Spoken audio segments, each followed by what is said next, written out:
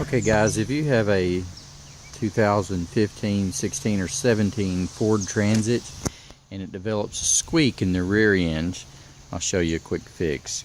This is our 2016 Ford Transit 350 diesel. It is a 15 passenger vehicle, and we developed a squeak in the rear end.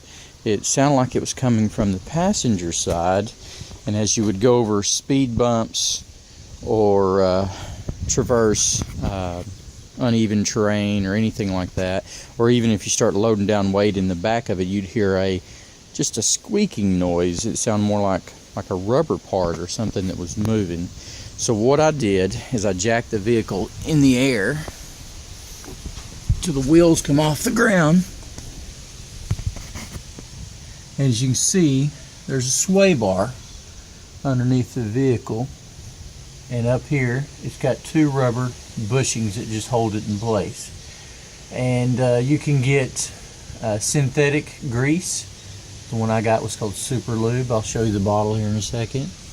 And you can use it, or you can use Castro's red rubber grease. That's the only thing you're supposed to use on them, because hydrocarbon based or petroleum based oils can eat through the bushings. So after I put it back on, and lo and behold, it was still squeaking. And what I discovered is inside here there's a blue polyurethane bushing that bolt goes through. So after you unbolt this, drop that sway bar down, you still need the vehicle in the air with all the pressures off of this. You can take and use just a flat piece of metal and your hand pretty much, and push that bushing out towards the wheels, and it'll pop out. Put grease on it and pop it back in place. And after I did those bolts on both sides, now we have no more squeak. I was able to even just stepping up in it like this, it would squeak like undescribable and just annoying. Car's only got 12,000 miles on it, and you talk to someone at the Ford dealership, they look at you like they're stupid and that they don't know if they can fix it. What do I do with the grease?